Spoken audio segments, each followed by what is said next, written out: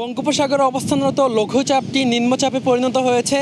এর ফলে কক্সবাজার, চট্টগ্রাম, মোংলা এবং পায়রা সমুদ্র বন্দরকে ১ নম্বর দূরবর্তী সতর্কতা সংকেত দেখিয়ে যেতে বলেছে আবহাওয়া অধিদপ্তর। দর্শক, আমরা বলতেই পারি আসছে ঘূর্ণিঝড় রেমাল। ঘূর্ণিঝড় রেমালের প্রভাবে আমরা যেমনটি লক্ষ্য করছি, আবহাওয়ার বিশেষ বিজ্ঞপ্তি ২-এ যেমনটি বলা হয়েছে, পূর্ব মধ্য বঙ্গোপসাগর ও তৎসংলগ্ন পশ্চিম বঙ্গোপসাগর এলাকায় অবস্থানরত নিম্নচাপটি উত্তর পূর্ব দিকে অগ্রসর হয়ে একই এলাকায় অবস্থান করছে। এটি আজ দুপুর ১২টা নাগাদ চট্টগ্রাম সমুদ্রবন্দর থেকে ৮০৫ কিলোমিটার দক্ষিণ পশ্চিমে, কক্সবাজার সমুদ্রবন্দর থেকে ৭৪০ কিলোমিটার দক্ষিণ পশ্চিমে, মোংলা সমুদ্রবন্দর থেকে ৭৬৫ কিলোমিটার দক্ষিণ পশ্চিমে এবং পায়রা সমুদ্রবন্দর থেকে ৭৩০ কিলোমিটার দক্ষিণ পশ্চিমে অবস্থান করছিল। এটি আরও উত্তর পূর্ব দিকে অগ্রসর ও ঘনীভূত হতে পারে। নিম্নচাপ কেন্দ্রের ৪৪ কিলোমিটারের মধ্যে বাতাসের একটানা সর্বোচ্চ গতিবেগ ঘন্টায় ৪০ কিলোমিটার, যা দমকা অথবা ঝড়ো হওয়া আকারে ৫০ কিলোমিটার পর্যন্ত বৃদ্ধি পাচ্ছে। নিম্নচাপ কেন্দ্রের নিকটবর্তী এলাকায় সাগরে মাঝারি ধরনের উত্তাল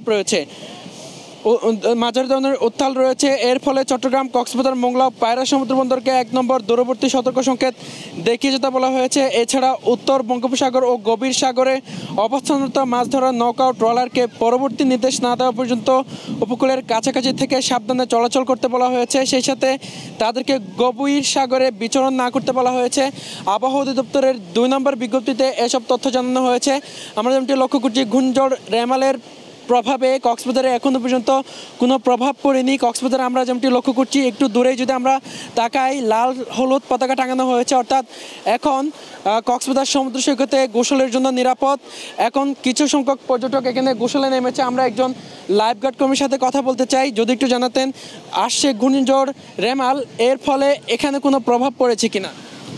আসলে এখনো পর্যন্ত সমুদ্রকে আমরা নিরাপদ দেখতেছি, সমুদ্রে কোনো প্রভাব দেখতেছি না, কারণ যেহেতু এখনো রেমালের কোনো প্রভাব পড়তেছে না, তো অনুযায়ী পর্যটক আসতেছে, তাদেরকে নিরাপত্তা দেওয়ার জন্য আমরা কাজ করতেছি। আমরা ৩ বিচে কাজ করে থাকি, সুগন্ধা, লাবণী, কলাতলি। তো যদি কোনো সমস্যা হয়, আমাদের জেলা প্রশাসন আছেন এবং ট্যুরিস্ট পুলিশ আছেন, আমরা সবাই একত্রিত হয়ে পর্যটকদের নিরাপত্তার জন্য আমরা অবশ্যই ভাববো। জি, অসংখ্য ধন্যবাদ। একজন লাইফগার্ড কর্মীর সাথে কথা বলছিলাম। দর্শক, আমি কক্সবাজার সমুদ্র সৈকতের লাবণী পয়েন্ট থেকে এতক্ষণ জানানোর চেষ্টা করছিলাম ঘূর্ণিঝড় রেমালের সর্বশেষ পরিস্থিতি। এখনও পর্যন্ত এখানে কক্সবাজারে কোনো ধরনের প্রভাব পড়েনি। তীব্র রোদ পড়ছে। এই রোদের মধ্যে সাধারণ মানুষ এবং যারা পর্যটকরা আছে, তারা কক্সবাজার সমুদ্র সৈকতে একটু স্বস্তির জন্য গোসলে নামছে এবং এখানে ঘুরতে আসছেন। আমরা সেই দৃশ্যগুলো লক্ষ্য করছি। ঘূর্ণিঝড় রেমালের এখনও পর্যন্ত কোনো প্রভাব পড়েনি। কক্সবাজারে ৫ শতাধিক আশ্রয় কেন্দ্র রয়েছে, সেগুলো প্রস্তুত করার জন্য কক্সবাজার জেলা প্রশাসন হয়তো তৎপর রয়েছে। এছাড়া কক্সবাজারে দীর্ঘ বেড়িবাঁধ রয়েছে, সেগুলো ঝুঁকিপূর্ণ রয়েছে, সেগুলোর দিকেও নিশ্চয়ই প্রশাসন কঠোর নজর দিবে। দর্শক, এতক্ষণ আমি আপনাদের সাথে ছিলাম আব্দুর রশিদ মানিক। আমাদের সাথে থাকার জন্য অসংখ্য ধন্যবাদ সবাইকে।